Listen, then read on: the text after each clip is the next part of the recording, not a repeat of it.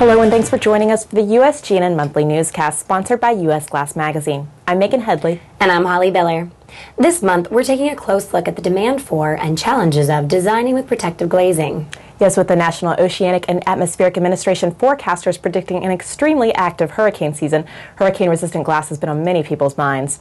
So far, we've seen just Hurricane Alex and Tropical Storm Bonnie, but there's a long season left ahead of us.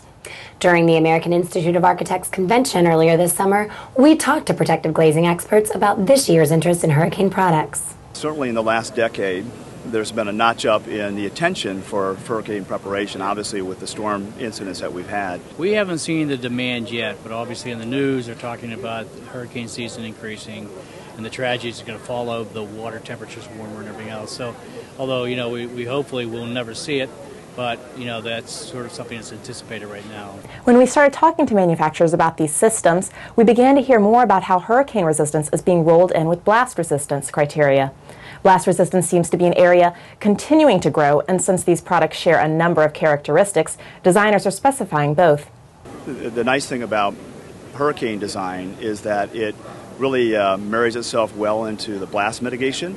And for us here again locally on public projects that want a hurricane wall and a blast wall, the two sort of go together as far as the glass design is concerned. So that's one area of growth that's continued through the last couple of years, and especially in products that have been tested and certified to blast standards versus just calculated.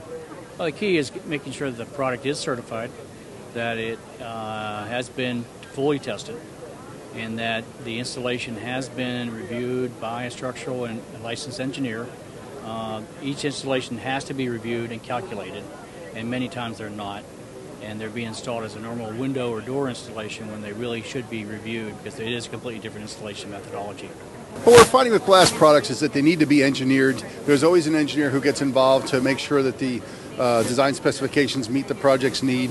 But what we can offer meets basically 90-95% of the projects out there.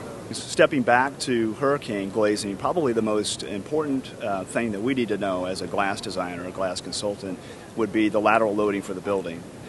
What makes that easy for us to do is, from that information, the design pressures, select the glass thickness, select the inner layer that's correct for the building envelope, and make sure that we've tuned the application according to what meets code.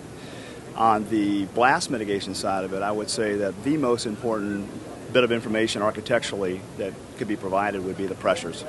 Obviously, you want to know what's the building, what's the blast pressure, what's the standoff distance. Without that information defined up front, you're sort of shooting in the dark. We'll have more on protective glazing products after this commercial break. SolarBand 70XL Solar Control Lowy Glass, the best performing Lowy glass offered in the industry's broadest palette of tints, available exclusively from the PPG Certified Fabricator Network. Although the summer season stirs up interest in hurricane-resistant glazing, it's not the only protective glazing product where growth has been noted this year. We're seeing new facilities, FBI buildings, we're seeing police buildings upgrades, and we're seeing obviously detention products. There's a more need for detention products. Typically what you hear is when the economy is bad, the crime goes up. The Glass Association of North America offers a free informational bulletin on this topic on its website. We've come up with an installation manual, which just basically follows the GANA guidelines. And we try to recommend that they go to the GANA guidelines so they know the installation. And our instructions will let the people know what they can use, what they can't use as far as silicones, cleaning materials, and things of that nature. Fire protective glazing is another area that's maintaining strong demand, as these products are more typically used in those building sectors that are continuing to see some construction activity. We've been very strong in the institutional market, schools, hospitals. As far as what we're trying to do, we're trying to push for more education, because I think it really starts with architects knowing the difference between fire protective and fire resistive glazing. This type of protective glazing seems to elicit the most questions among designers compared to other types.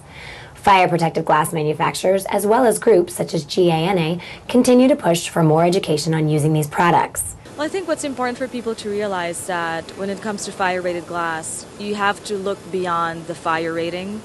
There are products that are rated up to 2 hours that might not work for a 2-hour application.